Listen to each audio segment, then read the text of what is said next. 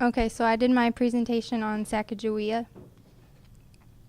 Sacagawea was born to the Shoshone Indians around 1788. In 1800, at the age of 12, she was kidnapped by Hidatsa Indians, also known as Minnetarees, and taken from what is now Idaho to what is now North Dakota. Later, she was sold as a slave to the French-Canadian trader Toussaint Charbonneau, along with another Shoshone woman.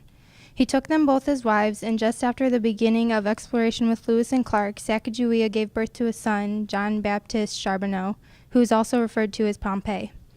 Clark wrote in his journal, "About 5 o'clock this evening, one of the wives of Charbonneau was delivered of a fine boy." Meriwether Lewis and William Clark recruited Charbonneau and Sacagawea to accompany them westward, expecting to make use of Sacagawea's ability to speak to the Shoshone.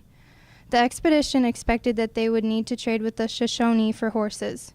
Sacagawea spoke no English, but she could translate to Hidatsa to Charbonneau, who would translate to French to Francis Labiche, a member of the expedition, and who would then translate into English for Lewis and Clark. Sacagawea was treated with respect as a human and a source of information from Clark, and sometimes from Lewis, which was important because most explorers treated Indians as savages back then. Sacagawea, the only female on the adventure, accompanied the Lewis and Clark Corps of Discovery expedition from 1805 to 1806 from the northern plains through the Rocky Mountains to the Pacific Ocean and back. Her skills as a translator were invaluable for the most part. However, her knowledge of the terrain proved to be useful at times. The Corps was eager to find the Shoshone because the utilization of horses impacted the success of their journey. Recognizing landmarks in her old neighborhood, Sacagawea reassured the explorers that the Shoshone and their horses would soon be found, and they were. In fact, the Shoshone they met with were of Sacagawea's band, and their leader turned out to be none other than her brother, Chief Kaitlyn. On August 17th, after 5 years of separation, Sacagawea and Kaitlyn had an emotional reunion. Then, through their interpreting chain of the captains, Labiche, Charbonneau, and Sacagawea, the expedition was able to purchase the horses it needed. Though the siblings were excited to have reunited, they both continued on the paths they were already headed on.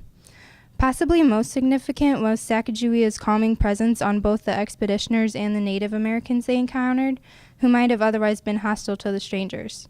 Another recording in Clark's journal stated, "The wife of Charbonneau reconciles all the Indians as to our friendly intentions. A woman with a party of men is a token of peace." Her presence as a woman showed that the group intended no harm. On returning to the home of Sacagawea and Charbonneau, the expedition paid Charbonneau with money and land for the work of Sacagawea and himself. A few years later, Clark arranged for Sacagawea and Charbonneau to settle in St. Louis. Sacagawea gave birth to her second child, which was a daughter named Lizette, and she died shortly after of a high fever illness that she had suffered for the majority of her adult life. Clark legally adopted her 2 children. Pompey was educated in St. Louis, and then at age 18, he traveled to Europe with a German prince. Pompey became a linguist and later returned to the West as a mountain man. It is unknown what happened to her daughter Lisette.